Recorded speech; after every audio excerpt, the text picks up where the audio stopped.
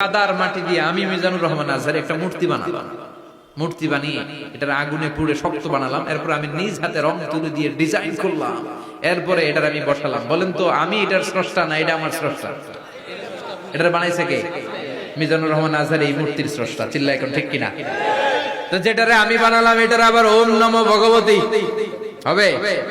মাথায় ধরে না, উনার মাথায় ধরে না। উনি চিন্তা গবেষণা অনুসন্ধানের মধ্য দিয়ে সত্যের সন্ধান পেয়েছেন। মহাসত্য এমনি পান না।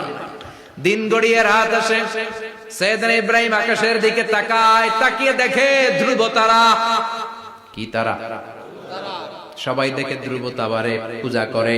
এবার নিজের সাথে কথোপকথন কি করলেন এই কোরআন সাক্ষী।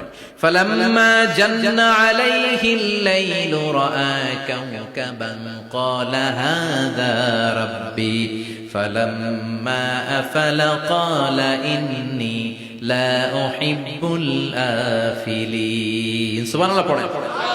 দেখেন নিজের সাথে নিজের বোঝাপড়া। রাত্রিবেলায় যখন ধ্রুব তারা দেখলেন সবাই পূজা করে, এবার মনে মনে কথা কয়। কেমনে কথা কয়? এই যে শুরু করছিলাম একটু আগে, বললাম না যে মনে মনে কথা আছে না নাই? মনে মনে কথা কয়, কিরে এটা তো সুন্দর, এটাই মনে আমার খোদা। কিছুক্ষণ পর যখন দেখে তারা নাই, কয় না এটা খোদা না, এটা হুদা। এটা কি? খোদাই কি আমার ছেড়ে চলে গেলে চলবে? আমি অসুস্থ হইলে আমার দেখবে কে? অসুস্থ হইলে আমার সুস্থ করবে কে? বিপদে পড়লে আমাকে উদ্ধার করতে হবে কে? তার মানে আমার খোদা আমার ছেলে চলে যায় না, এই তারা আমার খোদা হতে পারে।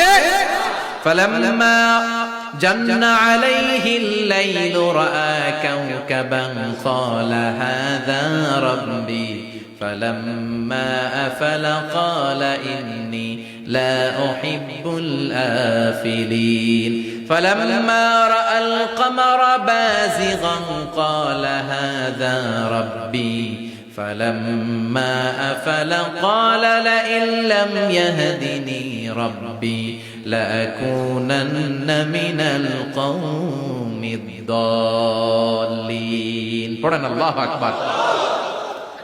এরপরের দিন যখন চাঁদ দেখলেন, পূর্ণিমার চাঁদ, দেখতে ওইটা তারার চেয়ে ছোট না বড়?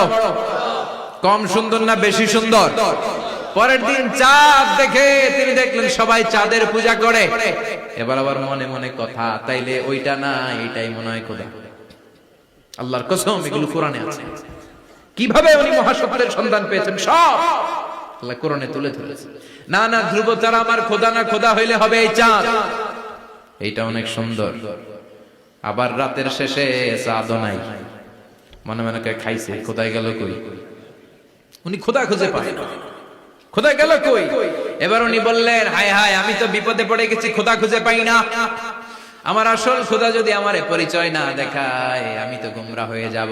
ফালাম্মা রাআশ শামসা বাযিগাতান ক্বালা হাযা রাব্বি হাযা আকবার ফালাম্মা আফালাত ক্বালা ইয়া কওমি ইন্নী বারীউম মিম্মা তুশরিকুন।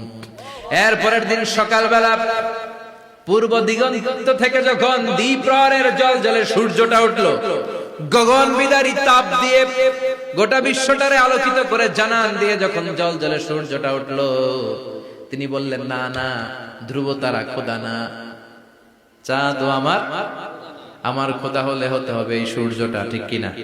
হাযা আকবার, এটা অনেক বড়, এটা সবচেয়ে বড়, খোদা হইলে এটাই হওয়া লাগবে।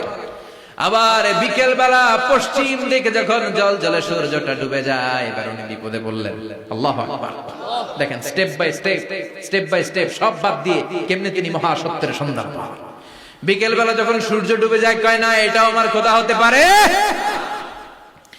এরপর তিনি দ্ব্যর্থহীন কণ্ঠে ঘোষণা করলেন, ইন্নী وجهت وجهي للذي فطر السماوات والأرض حنيفا وما أنا من المشركين। সুবহানাল্লাহ পড়েন। তিনি বললেন, না, গরু আমার খোদা হতে পারে না,